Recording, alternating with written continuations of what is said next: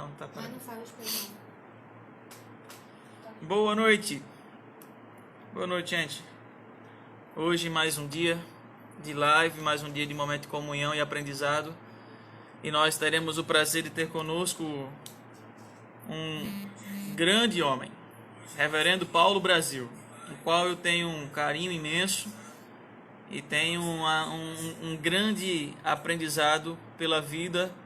E foi meu professor também no Seminário Presbiteriano do Norte. Ele estará conosco falando sobre a temática, a Bíblia e as crises. E aí eu já vou entrar em contato com ele para podermos começar o nosso bate-papo.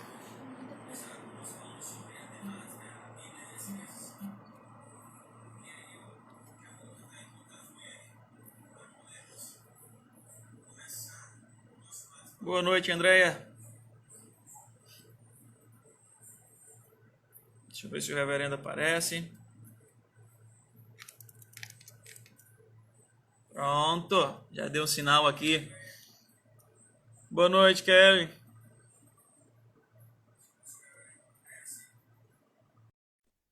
Irmã Marlene, tudo na paz?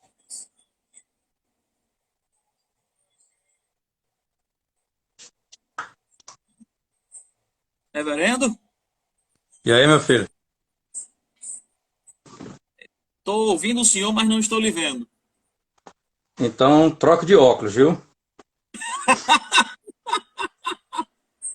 O É senhor, mesmo, né? como sempre. É, a luz aqui tá, para mim não tá aparecendo a imagem do senhor, Porque eu tô me vendo na própria câmera, como eu tô lhe vendo. tá? Eu acho que é. Faz o seguinte, eu vou...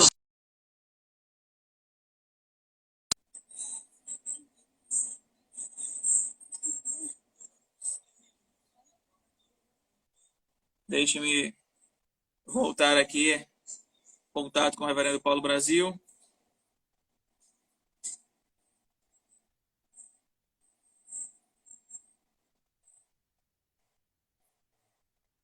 Osiel, um abraço. Agora ficou preto mesmo. Agora ficou? Acho que a beleza ofuscou Mas ao não tem celular, não foi? coisa do inimigo. E é só comigo. Agora, vê aí. Agora. Agora sim. Olha, outra coisa não, mas beleza também não. E eu pensei que a beleza tinha inundado essa live nessa noite. Tudo bom. Deixa Tudo eu só ótimo, ligar o reverendo. ar-condicionado aqui, porque a gente morre de tudo, mesmo de calor, né? Ô, rapaz, eu tô morrendo de calor já. Aqui eu não tô vendo o ar não, mas eu vou pedir para virar um pouco o ventilador para mim, que aqui o negócio tá sério. Por favor, enquanto isso, deixa só eu pedir aqui. Davi, Obrigado. deixa eu pegar aqui só uma... que eu vi nas carreiras. Deixa eu pegar um suportezinho aqui para eu botar. Aí vai Tranquilo. facilitar a minha vida. Enquanto isso, eu vou saudando as pessoas que estão conosco já. Tá bom? Queridos irmãos, nós nessa noite estamos com a presença do reverendo Paulo Brasil, este grande homem, ao qual eu tenho uma grande estima, professor do Seminário Presbiteriano do Norte. Tive o privilégio de aprender com ele, é um conhecedor extremo da Sagrada Palavra de Deus e pastor também da Igreja Presbiteriana da Aliança. E estar com ele hoje aqui para falar sobre a Bíblia e as crises é algo extraordinário, ao qual eu queria que você pudesse se atentar, sentar também, se atentar e ouvir a cada palavra. Nós temos a alegria de tê-lo conosco. Tá bom, meu filho. Agora sentado, olha. Agora vai o racha. Reverendo Paulo Brasil, o meu pai foi pastor do senhor, não foi? Rapaz, foi pastor da minha adolescência. Eita, Da olha. minha adolescência foi. Olha Pastor Marcos Sobral. Hã? Que É, tempo, como o tempo brincadeira. passa, né? E Rapaz, hoje, é eu impressionante. sendo pastor, Foi uma época. Ele foi pastor na cidade de Jacundá. Eu, justo. sou- eu sou do interior do Pará, ali em Tucuruí, que fica mais ou menos 1h30, 2 horas da minha cidade de carro. Uhum, E tinha a nossa adolescência, os jovens adolescentes eram muito ligados naquela região. Então a gente sim, sempre tinha muito contato com a igreja. E o seu pai era um pastor muito querido da gente lá, porque sempre tinha muitas habilidades, sabe? Muitas habilidades. tô entendendo. Era impressionante. Como o tempo passa, hein, pastor? É verdade. E hoje, o senhor foi o meu professor e a quem eu tenho como um grande exemplo pastoral. Bom, alegria, alegria. O mundo é pequeno e a É providência de verdade. Deus é que guia a gente, não é? Ô, reverendo, nós temos a alegria de tê-lo nessa noite para tratar de um tema muito atual: a Bíblia e as crises. Quando a gente pensa nessa temática, a gente imagina logo o coronavírus, a Isso. pandemia que se instaurou no mundo. Mas Agora, será que a Bíblia só trata sobre essa crise atual? Eu queria passar um pouco a palavra já ao senhor e deixar que o senhor possa nos trazer uma reflexão sobre essa temática.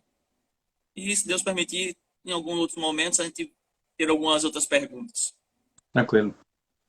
A palavra crise, né? Quando a gente fala, é um momento de tensão, mas é quando as coisas elas não caminham dentro de uma normalidade ou ah, aquilo que era para se fazer não se faz, ou era para produzir não se produz.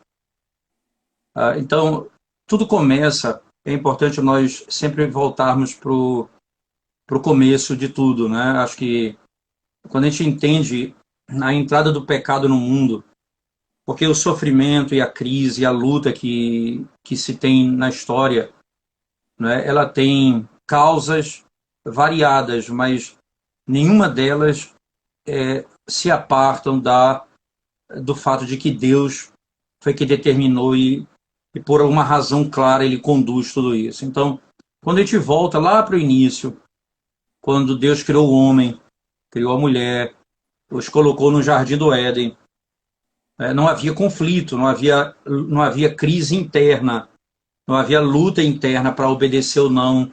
Deus fez o homem reto, né? E Deus deu a ele o direito, o privilégio, melhor dizendo, de comer de todas as árvores do jardim, exceto da árvore do conhecimento do bem e do mal. E então essa foi a única ordem que Deus deu a ele, no sentido explícito que ele deveria claramente obedecer. Se ele fosse submisso a isso, ele continuaria vivendo numa harmonia, né? Numa harmonia. Quando ele desobedece a Deus e o pecado entra no mundo, como nós bem sabemos, Deus Uhum. então estabelece a um ponto de contato muito claro com o sofrimento. Então ele diz, ora, a mulher vai ter filho em meio a dores. O homem vai trazer o alimento para casa em meio à fadiga e ao cansaço. Ah, vai nascer da mulher aquele que vai esmagar a cabeça da serpente, né, e ele vai ter o calcanhar ferido. Então, ele mostra que a história ela vai ser a história vai ser um parto, onde sempre você vai ter essas convulsões momentâneas, próximo ou perto ou chegando próximo do fim, né? Então sempre você vai encontrar esse tipo de coisa. Então veja bem, o sofrimento ele vem na esteira do pecado. Então o pecado ele é a causa, não da morte. Veja só, todos nós morremos porque pecamos. Veja, por um só homem entrou o pecado e pelo pecado a morte. Então, há uma lógica nisso. O pecado, então a morte. O pecado e a terra é amaldiçoada. Né? A mulher vai ter filhos em meio à dor. Né? Então, eu tenho aqui uma seção clara onde se estabelece o conceito da crise, principalmente no verso 15, quando ele diz assim: eu porei inimizade entre o descendente da serpente e o da mulher. Você entende? A inimizade está posta, a crise está estabelecida, né? Não há uma harmonia aqui mais nesse termo. Tanto é que imediatamente, quando depois de Adão e Eva terem os primeiros filhos, que foram Caim e Abel, a crise era tão real que ele vai e mata o irmão. Caim mata Abel. E o fundamento dessa crise, segundo João na primeira carta, no capítulo 3, verso 10 em diante, é que Caim era do maligno. Então a inimizade está posta, a crise está estabelecida, né?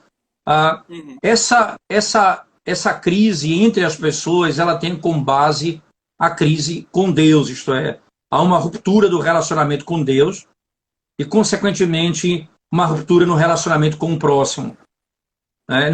Não existe aqui a possibilidade de eu tentar estabelecer uma harmonia ou uma paz real no mundo sem que primeiro eu tenha estabelecido uma paz com Deus.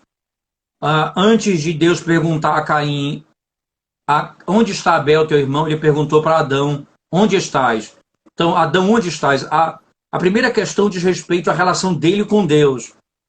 E as consequências disso vêm em que agora o outro, próximo, passa a sofrer por conta dessa estrutura de inimizade que se estabeleceu, né?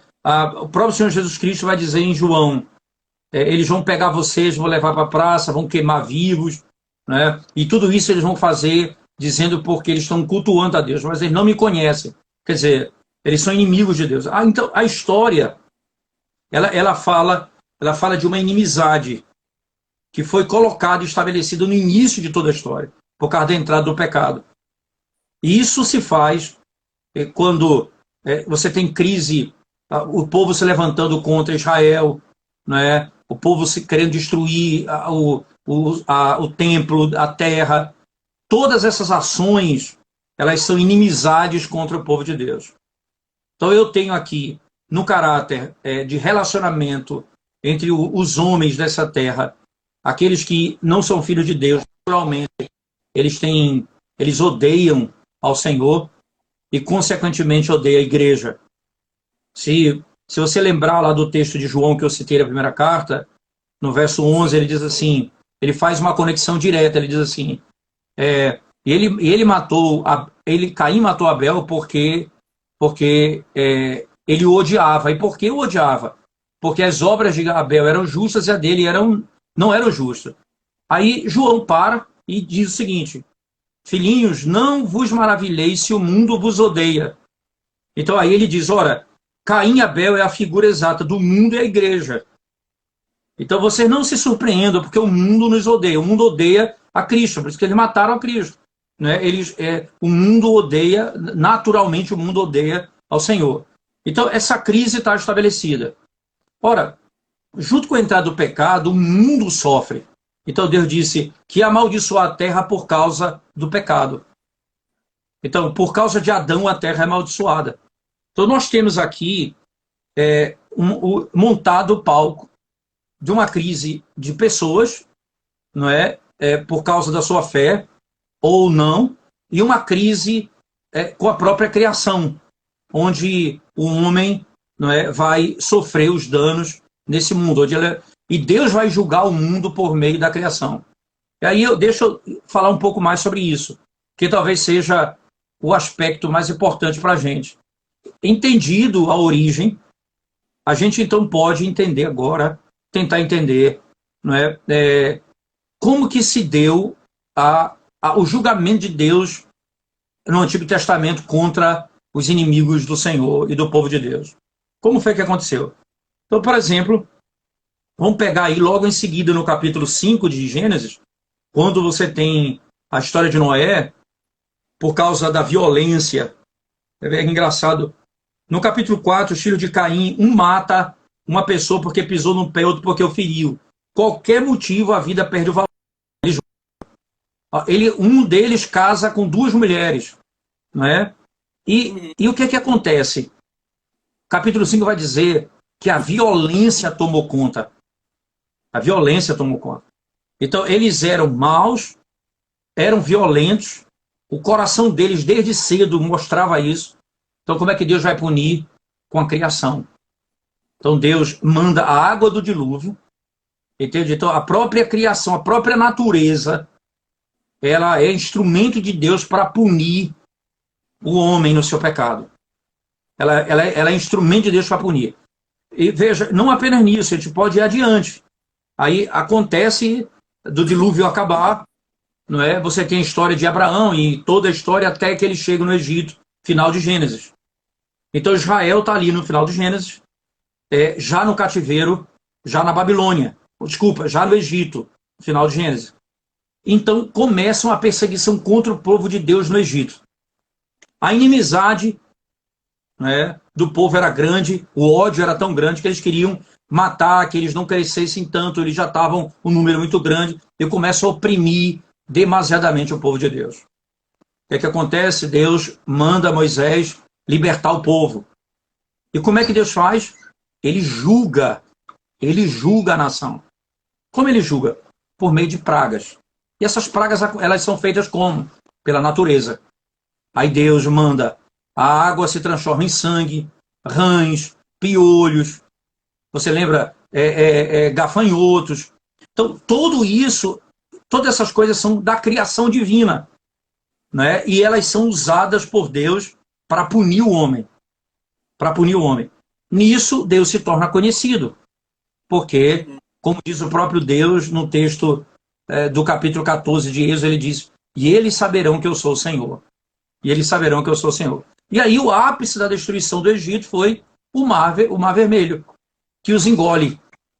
A própria criação os engole. Então, o pecado entra no mundo, o Senhor pune, trazendo morte, mas dando esperança em Cristo, que é a nossa vida. Aqueles que caminham no outro caminho vão começar a andar na iniquidade. E Deus, ele usa a própria criação, muitas vezes, para punir o homem por causa do seu pecado. Né? Então, essas crises, elas são estabelecidas como Deus julgando o homem por causa do pecado. E isso faz com que a gente, por exemplo, vários textos proféticos, você vai encontrar, e Deus cerrou o céu, não mandou a chuva. Você entende? Então, a terra seca. Então, isso tudo é uma linguagem que mostra Deus punindo os homens por causa dos seus pecados, por meio da própria criação. Então, essas crises que são estabelecidas, elas são resolvidas de uma forma. Eles têm que se arrepender dos seus pecados. Eles têm que conhecer o Senhor. Né? Eles têm que conhecer o Senhor. E é esse o objetivo, você pode ter certeza disso. Então, dentro de um aspecto geral, a gente pode falar que a crise, ela tem essa origem e ela se manifesta dessas formas. E Deus usa a própria criação para punir o homem que se opõe a ele e a própria raça humana como toda, e às vezes até a própria igreja. Quando você tem uma questão dessa como o coronavírus, que é uma coisa que é uma pandemia, quer dizer, o mundo todo provavelmente tem contaminação disso aí, então você tem um julgamento de Deus sobre o mundo, e a igreja passa por isso também. Caramba, se parasse por aqui, já fui muito edificado. Reverendo, dentro dessa palavra que o senhor deu, nós poderíamos entender que o coronavírus foi um juízo de Deus sobre a terra. Sendo assim, seria não uma permissão, mas um decreto? Sem dúvida. Não existe nada que não tenha sido decretado por Deus. Né? Não existe nada disso. Veja, se alguém produziu isso ou não, essas pessoas vão lidar com a sua culpa diante de Deus e da sociedade. Mas nunca você pode esquecer que Deus tem o governo disso tudo e tem um propósito nisso tudo. Né? Você olha para a nossa sociedade, você vê a preocupação do presidente da República com a questão econômica, que é até muito mal entendido por causa disso. Né? Preocupação econômica, porque isso traz certamente grande sofrimento para o povo. Mas vamos pensar, não é?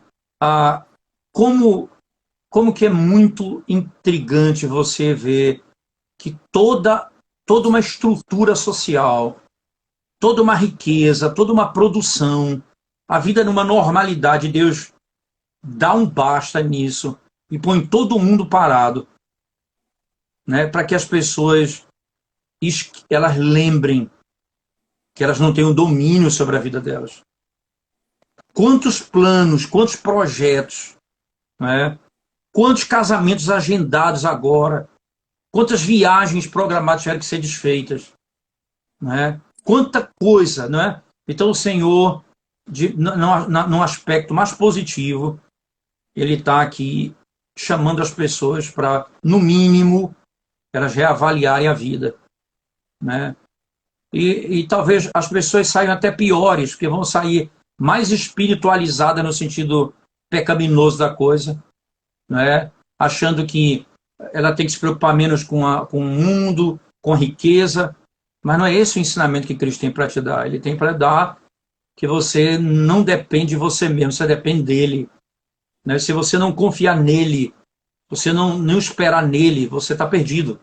Então não é simplesmente você apenas pega o efeito da questão, não a causa, né? O efeito é que realmente eu tenho que reavaliar a minha vida. Mas se a minha reavaliação parar aqui e não chegar em Deus, e aí chegar no Evangelho, não é chegar em Cristo, porque havia uma praga que contaminou o mundo. E essa praga, esse vírus, ele foi disseminado com a queda de Adão e Eva no Éden. Todos morreram. Veja, nós estamos falando aqui de uma boa parte da população ser contaminada e algumas pessoas morrerem, né? Isso é muito triste. Mas que nós estamos falando de um vírus que contaminou o mundo, que é o pecado. O mundo inteiro. Não há ninguém que nasça nessa terra por nascimento ordinário que não está morto. Que não está morto no seu delito e no seu pecado.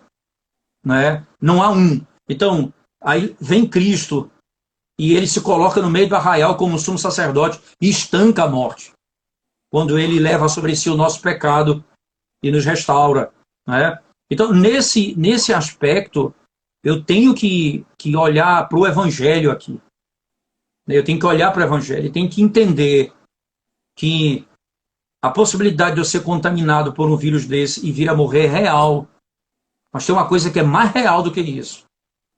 Sem Cristo, todos nós estamos mortos nos nossos delitos e pecados. Né? E nós já estamos mortos sem Cristo. Então, assim, eu posso ter certeza disso. Que nesse propósito de Deus tá, em que o povo conheça o Evangelho. Eu gosto muito dessa frase lá em Êxodo capítulo 7, para que eles saibam que eu sou Deus. E eles saberão que eu sou Deus.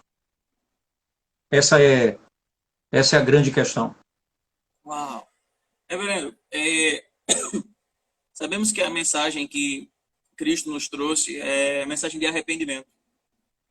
Arrependei-vos. É um momento de... Como seria essa mensagem para esse período de crise?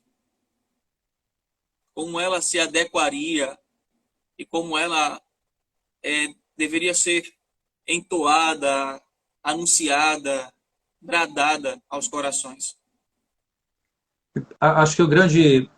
Vamos começar aqui pelos aspectos palpáveis, né? Não há nada que demonstre mais a bênção de Deus sobre um povo do que o fato desse povo poder se congregar e adorar o nome do Senhor e ouvir a pregação da palavra de Deus com fidelidade, domingo após domingo, o Evangelho de Cristo ser proclamado. Não existe nenhuma bênção nessa vida para o mundo maior do que essa. Um povo que se assenta ao redor da palavra para adorar o único e verdadeiro Deus e ouvir a voz dele e ser tratado pelo Evangelho, pelo poder do Espírito, participar da ceia do Senhor, né, ter comunhão com os santos. Não há nada mais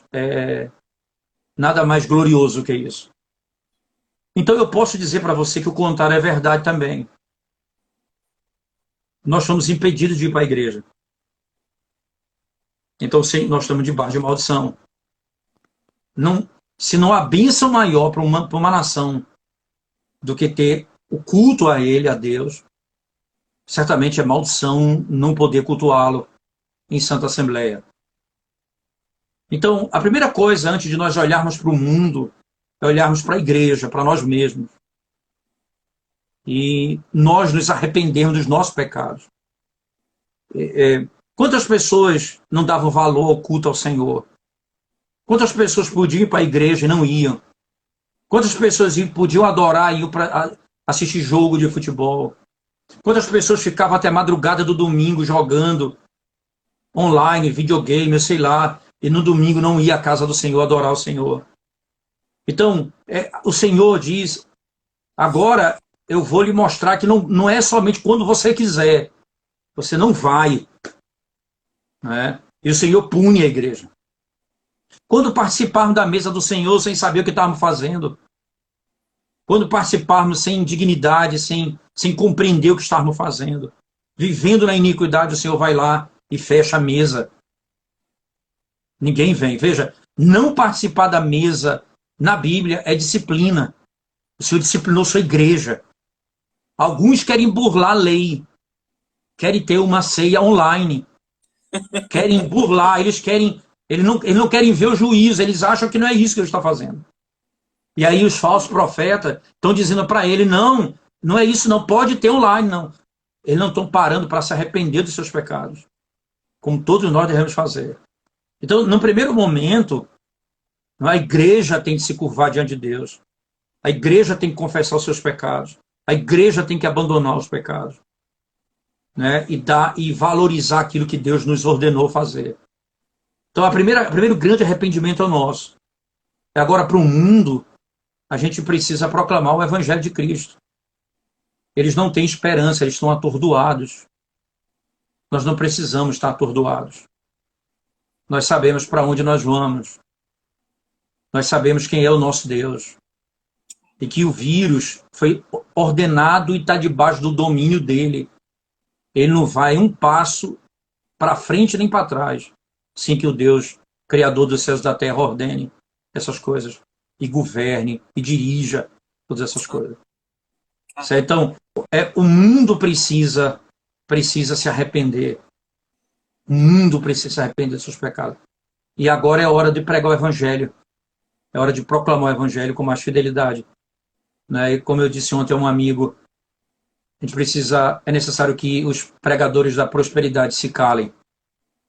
E o Evangelho de Cristo seja pregado com fidelidade. Amém.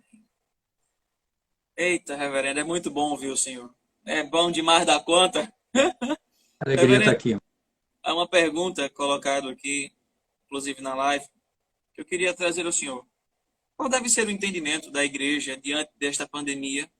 E Deus tem julgado tanto os ímpios quanto os crentes? Acredito que o senhor acabou de responder a segunda parte. Exatamente. Não tenho dúvida, ele tem julgado tanto a igreja como os ímpios. Veja, quando você tem um juízo geral, a igreja está no mundo. Ela vai passar por sofrimento também. Compreendo. Mas não tenha dúvida que o fato de nós sermos impedidos de ir à igreja é uma grave demonstração, clara demonstração, que estamos debaixo do juízo de Deus. Nessa mesma conclusão, inclusive até que tinha colocado uma postagem no Instagram e no Face, dizendo que, como C.S. Lewis vai dizer, né, que por meio de todo esse caos que Deus usa como megafone dele, pensando na ideia dele, eu compreendi que Deus usa esse momento para chamar o ímpio ao arrependimento, para dizer, abra os olhos e convertam-se, não por ato deles ou por méritos, mas por entender quem é Deus, e chamar a igreja a uma grande responsabilidade, a um grande comprometimento. Porque isso que o senhor falou era isso que eu também pensava. Deus está julgando, Deus está nos disciplinando, e como dói. O maravilhoso disso é saber que nós somos filhos, né? Se ele nos disciplina é porque ele nos ama. Perfeitamente. Isso é bom. Perfeitamente. Perfeito. Isso bem colocado. Uma grande questão em meio a tudo isso é que nós sempre queremos, pelo menos o mundo pragmático, nós sempre queremos estratégias, nós sempre queremos fórmulas de como vencer as crises. Na verdade, nós nunca queremos nos deleitar nas Escrituras e nos atentar ao que diz a palavra de Deus, mas nós queremos o prato pronto para poder resolver os problemas. E o que a Bíblia nos ensina no sentido de como vencer essas crises, como passar por elas, em tudo isso glorificando a Deus. Porque talvez seja esse o X da questão. Sem dúvida. O grande ponto é perceber qual a causa, né? Nós podemos, se nós temos de nos queixar, e aí eu vou usar uma expressão bíblica, né? Sim. Se nós não vamos nos queixar, na realidade devemos nos queixar dos nossos próprios pecados. Então, nós não temos do que queixar, tem que ser só dos nossos pecados mesmo. Se a causa é o nosso pecado, e então eu tenho uma razão pela qual o Senhor está nos punindo. Como isso pode ser resolvido? Confessando ao Senhor os nossos pecados. Nós não temos, Arthur, como dizer o seguinte, então eu vou pedir perdão e vai parar. Né? O tempo que isso vai continuar está na mão de Deus. Mas o propósito disso é nos fazer conceber com clareza a ideia de que nós estamos vivendo em pecado e Deus precisa e Deus exige que nós nos arrependamos. A lógica e o ensinamento bíblico nos leva a isso. Então, se a crise é causada por isso, eu tenho que ir na causa. Eu gosto muito do texto do Salmo 103, que diz assim, o salmista diz assim, bendiz a minha alma ao Senhor e tudo que há em mim bendiga o seu santo nome. Alma ao Senhor e não te esqueça de nenhum só dos teus benefícios. Aí ele começa a falar dos benefícios do Senhor. É Ele quem perdoa as tuas iniquidades. É Ele quem da cova redime a tua vida. Ele quem sara as tuas feridas. É Ele quem enche a tua velhice de dias. Mas há uma sequência de bênçãos que elas não têm sentido sem a primeira. Quando ele diz, não te esqueça de nenhum só, ele coloca a base de toda a bênção, o perdão dos meus pecados. É Ele quem perdoa as minhas iniquidades, as tuas iniquidades. E aí vem todas as outras a reboque. Sem o perdão dos meus pecados, eu não vou usufruir de nenhuma bênção nesses termos. Então, a primeira grande bênção que eu digo do Senhor para comigo é que os meus pecados foram perdoados. Consequentemente, Jesus diz, ainda que você morra, você viverá. Você entende? Ainda que você morra, você vai viver eternamente. Porque a maldição foi tirada. Quando o meu pecado é perdoado, não existe mais maldição. Aqueles que estão em Cristo já não há mais condenação para ele. Então, veja, não existe doença maligna. Não existe isso na vida do crente. Tanto é que a enfermidade, qualquer outro problema que venha sobre a vida do crente, ela vai transformá-lo à imagem de Cristo. O salmista diz, foi-me bom ter passado pela aflição, porque aprendi a amar os teus decretos. Entende? Então, quando os meus pecados são perdoados, até o sofrimento, ele muda a minha vida. Ele vai me fazer mais parecido com Cristo. Paulo disse, eu me glorio nas minhas tribulações, porque elas produzem paciência, perseverança e esperança. Você entende? Então, tudo isso na vida do crente, enquanto o meu pecado está sendo tratado, eu peço perdão genuinamente pelo meu pecado, não é a solução do problema que vai ser resolvida agora. Foi resolvido o maior de todos, o meu pecado foi perdoado. E se o meu pecado foi perdoado, todas as outras bênçãos, elas advêm dessa bênção. Sem perdão de pecado, até o pão que eu tenho sobre a mesa eu não posso dar graças a Deus. Até o pão. Entendi.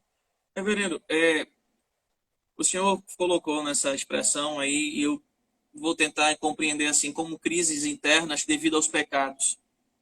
como a Bíblia me ensina a lidar com as crises que são externas? Porque essas são derivadas do meu pecado, vamos assim dizer, como o senhor colocou. O meu pecado traz crises, problemas, traz quebra de relacionamento com o Senhor, tudo como o senhor colocou. Mas e quando elas são externas? O que a Bíblia nos ensina sobre isto? Você fala externa no sentido da sociedade, Sim, por exemplo, o quando eu digo coronavírus. o coronavírus, a questão que nós estamos vivenciando no nosso mundo. É uma crise que termina sendo externa, não provocada por causa do nosso pecado, no sentido para conosco, mas que nos leva a entrar em crises também. Isso, é por isso que nessa hora a percepção da eternidade, da conquista do evangelho, ela é fundamental. Porque quando você sabe o que você tem em Cristo, essas questões externas, elas são colocadas em perspectiva. E na perspectiva certa, elas não tomam o lugar que tem tomado nos nossos dias. Ela toma um lugar normal. Não é? Ela não precisa tomar um lugar acima de todos os problemas. Porque o meu maior problema foi resolvido. Então isso faz com que eu olhe para os problemas externos e tranquilize meu coração. Veja, quando eu digo tranquilize meu coração, não é que eu estou feliz com o que está acontecendo, não. Mas eu estou seguro nas mãos do Senhor. Eu estou certo disso. Esse é o grande ponto. Então, eu não tenho como resolver o problema externo se a minha alma não estiver firme. Então, por exemplo, há um texto em Deuteronômio 8 que Moisés usa muito essa expressão. Ele diz assim: o Senhor te fez passar por fome, isso no deserto, terra seca, serpentes abrasadoras, vê só. E ele coloca Deus como uma causa, ele diz assim: o Senhor te fez passar por isso, seca, fome, não é? Serpentes abrasadoras. Aí ele diz: tudo isto para te humilhar, para te provar, para saber o que estava no teu coração. Aí no verso 16, e te fazer o bem. Veja, todas essas coisas que vieram, que estão vindo, e eu estou pensando, elas têm o objetivo de que trate o meu coração. O meu coração é revelado. Eu não estou agindo assim por causa disso. Está sendo revelado o meu coração. Se eu confio nele ou não. E aí eu percebo a minha fraqueza. Eu percebo que eu não tenho essa força. Eu percebo que eu sou pequeno, que eu estou pecando. Porque ele vai me fazer o bem. Porque quando expunho o meu coração, aí você se arrepende. Se eu trato o seu coração. E no final ele vai te fazer o bem. E esse é o grande ponto. Então, agora, quando eu olho para a sociedade, então, quando eu digo assim, eu tenho que olhar para os problemas externos e ver também o evangelho. Mas o evangelho também está no serviço. Porque nessas horas é comum nós nos fecharmos em nossa vida. Então, fique em casa. Então, cuide da sua vida. Isso não cabe no evangelho. Isso não cabe no evangelho. Não estou falando de desobediência às autoridades, não estou falando disso. Estou dizendo, ficar em casa não é não se preocupar com o próximo. Porque como é que eu vou exercer o evangelho na totalidade nesse sentido? Então como é que eu posso? Como é que a igreja pode socorrer o que não tem condição? Então, primeiramente, os da igreja que começam a passar necessidade. Aquelas pessoas que viviam de dinheiro do mês, que agora estão sem ganhar, como a gente pode socorrer? Não é? Então, por exemplo, na igreja local, a ajuda diaconal fez um documento, botou no grupo da igreja, com o telefone de todos os membros da junta.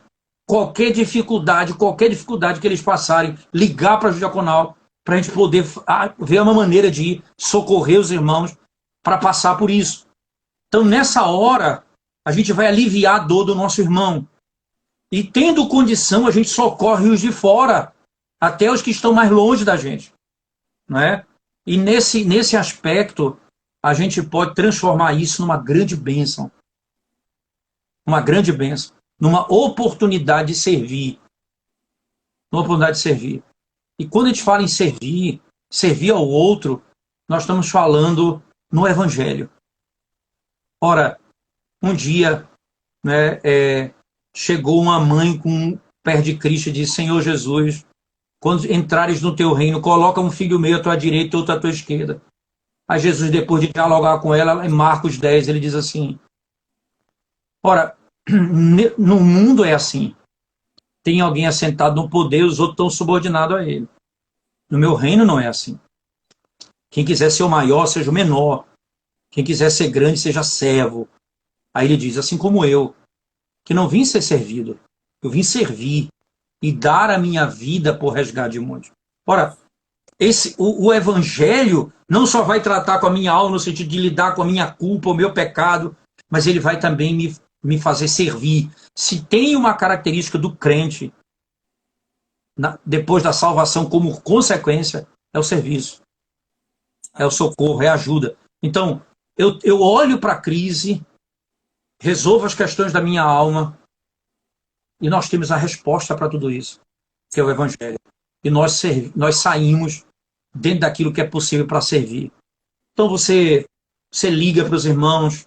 Então, um membro da nossa igreja que trabalha, tem um trabalho autônomo, ele é autônomo, e então um dia eu liguei para ele e disse: pastor, até esse mês está tudo ok. Eu disse: mas eu quero que você se comprometa comigo. Qualquer dificuldade você vai ligar para a gente. Ele disse: tá bom. E aí, conversando com o membro da junta diaconal, ele já tá recebendo socorro, porque já começou a ter dificuldade, não ter o dinheiro do dia a dia para viver. Então, assim, é a hora de nós começarmos a estender a mão.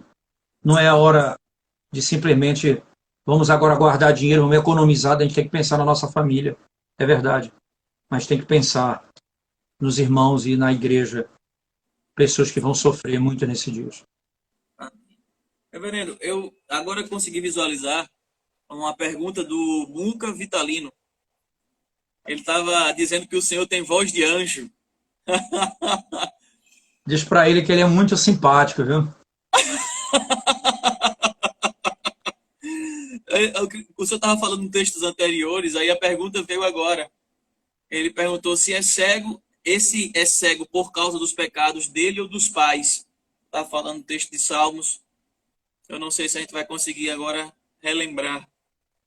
Acho que é o texto do Evangelho, né? Que ele tá, quando Jesus diz assim, ele vai curar um cego, aí ele é cego por causa dele ou por causa dos pais, né? Quem é a culpa?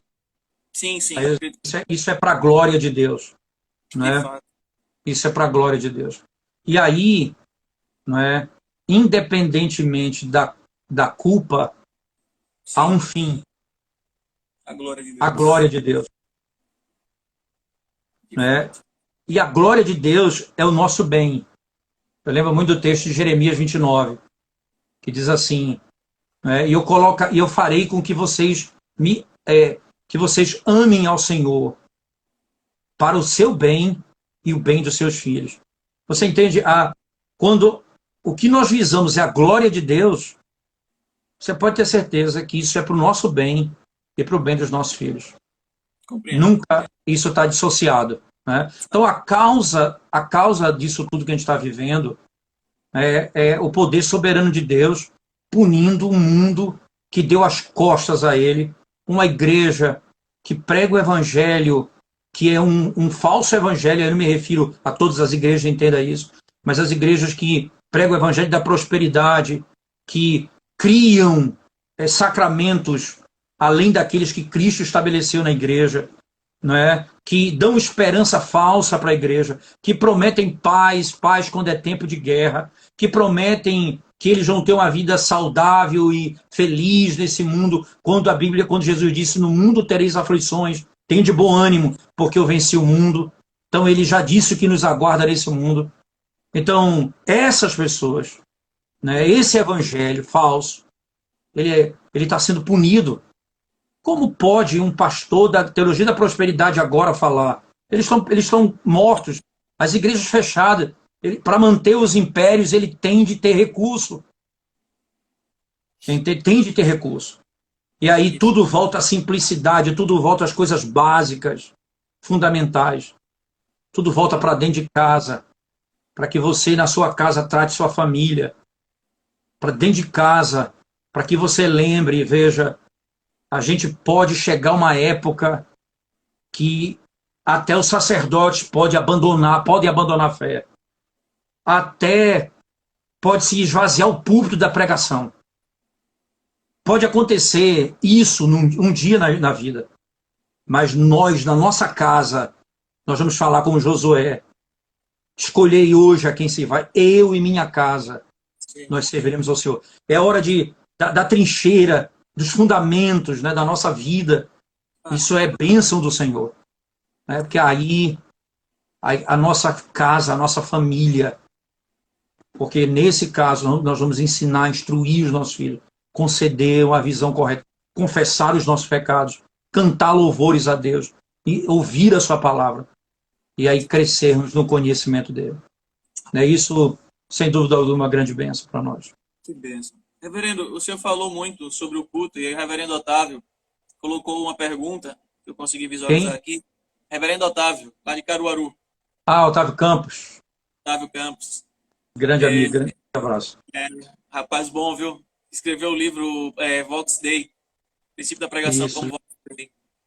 Reverendo, ele perguntou, o tempo já não é tão amigo nosso, mas eu vou colocar a pergunta dele. O culto online é uma tentativa de burlar o juízo de Deus, tendo em vista que muitas igrejas estão chamando de culto suas transmissões da mesma forma que muitas igrejas estão fazendo a ser online? Sim. Não existe culto online. Porque se existe culto online, existe ceia online. Existe batismo online. Não existe. Né, o que nós temos é a igreja reunida em santa convocação, onde nós adoramos a Deus. O que nós temos e aí eu vou frisar isso, que eu já falei em outros momentos, vai tentar ser objetivo aqui. Sim. Se Deus está punindo a igreja e o mundo por causa dos nossos pecados e por causa da transgressão que o mundo vive, e Deus está nos punindo de tal maneira que está nos impedindo de ir ao culto público, de participarmos da ceia do Senhor.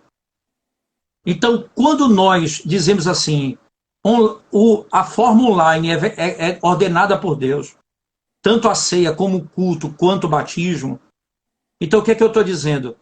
Na realidade, Deus não está nos punindo, Ele está nos ensinando que a gente estava errado, que não precisa ir à igreja adorar, porque o certo é fazer agora como nós estamos praticando. Você entende onde a gente perverte o juízo de Deus? A gente transforma o juízo de Deus como se fosse, na realidade, numa aprovação, quando Ele está reprovando. E no fim de tudo,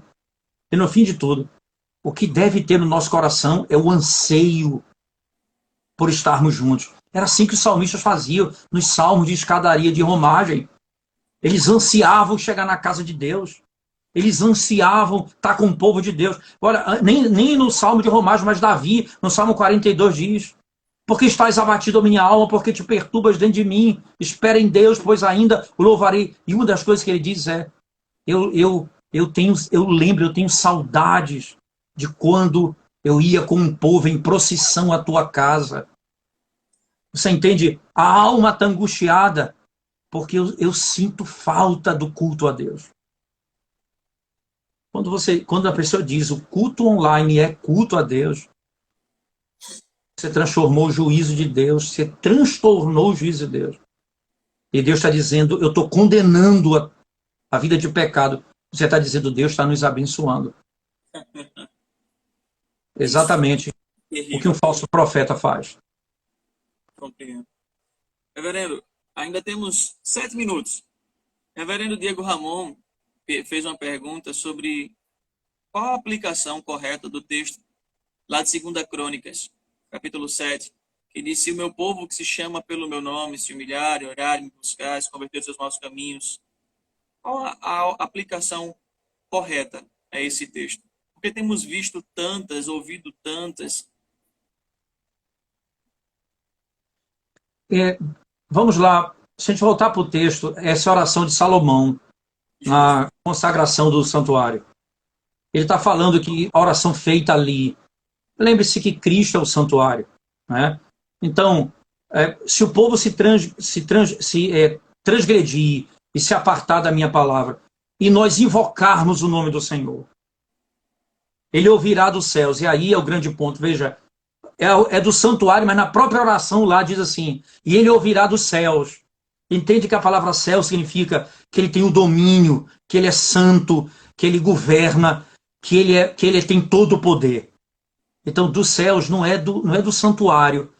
Quem é a habitação do Deus, da divindade, é Cristo. Ele é a segunda pessoa da Trindade. Então, não é necessariamente o templo de Salomão, mas há um princípio ali. Não é? Nós invocamos o nome do Senhor, nós confessamos os nossos pecados e ele restaura a nossa sorte. E veja bem, ele perdoa os nossos pecados, mas ele diz lá: se você se arrepender e abandonar, se você se arrepender dos seus pecados, né, o Senhor, ele diz que vai restaurar a nossa terra. Lembre-se que esse é o princípio que percorre toda a Escritura. O pecado trouxe maldição sobre os homens. Quando Cristo perdoa o pecado, é tirada a maldição.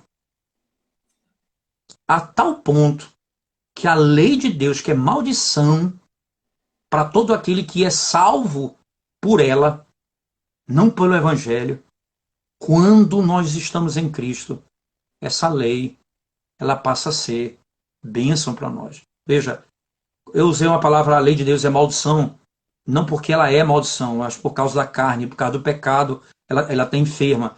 Eu vou usar o texto certo, que aí eu coloco a palavra correta. Gálatas 3,10 diz assim, Paulo diz assim: maldito todo aquele que não permanece em todas as coisas escritas no livro da lei. Veja, se você não pratica o que a lei manda, você está debaixo de maldição. Mas quando você é salvo pelo Evangelho, a lei já não é mais maldição para você, porque você não pode mais ser redimido pela lei, nem condenado por ela. Você foi salvo pelo Evangelho de Cristo, aquele que cumpriu toda a lei. A maldição foi tirada. Então, se você imaginar isso, né, foi tirada a maldição da lei. Foi tirado, né, a morte. Agora nós temos vida. Nós temos a velha natureza, mas em nós temos uma nova natureza, onde habita o Espírito Santo de Deus.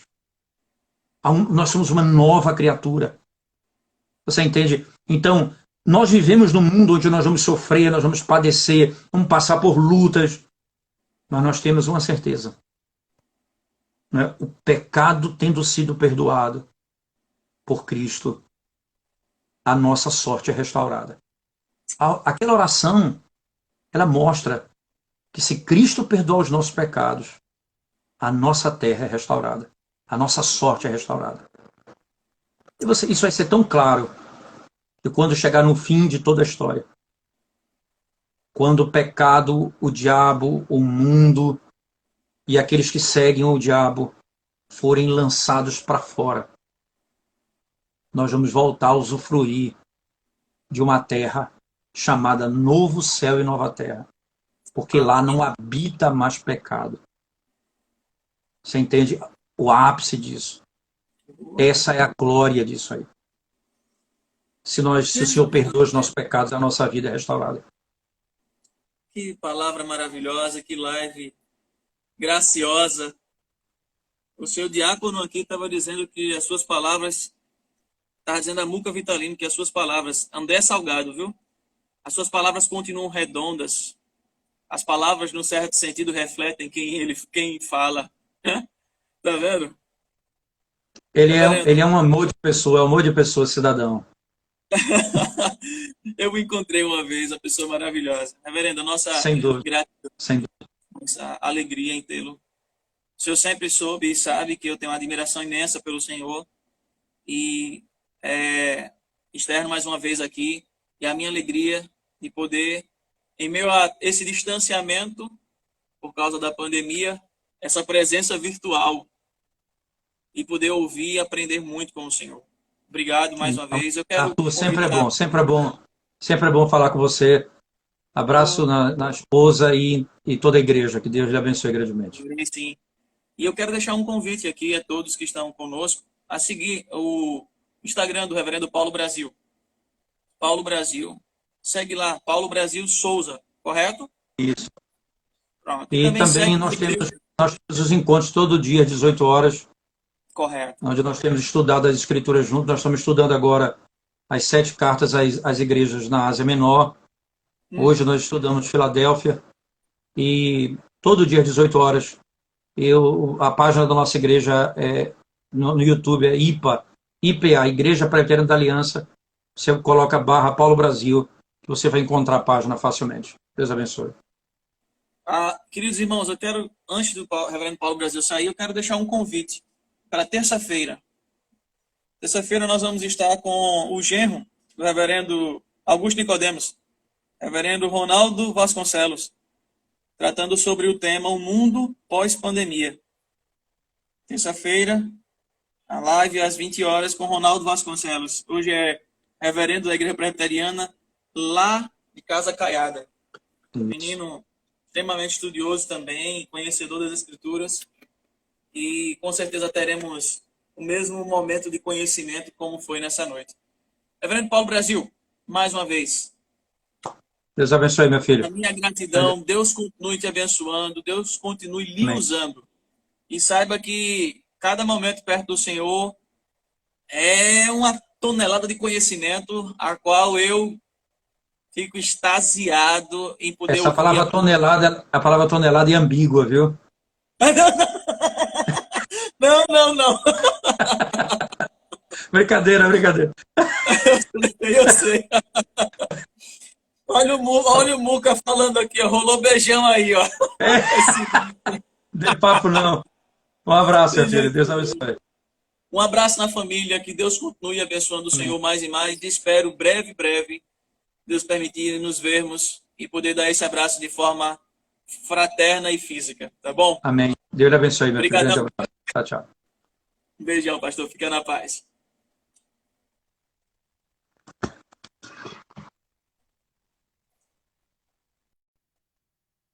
Querido irmão, obrigado pela sua presença nessa noite. Que Deus continue te abençoando, a cada um que está conosco, que esteve também. Que Deus continue abençoando sua vida. Que Ele lhe conceda um final de semana debaixo da graça dEle. Lembre, o dia do Senhor é o dia para nós nos reunirmos e adorarmos como Ele nos chama. Temos passado essa dificuldade em meio à pandemia, mas o dia dEle. Então guarde o dia do Senhor para a glória dEle. Em nome do Senhor Jesus, fiquem na paz.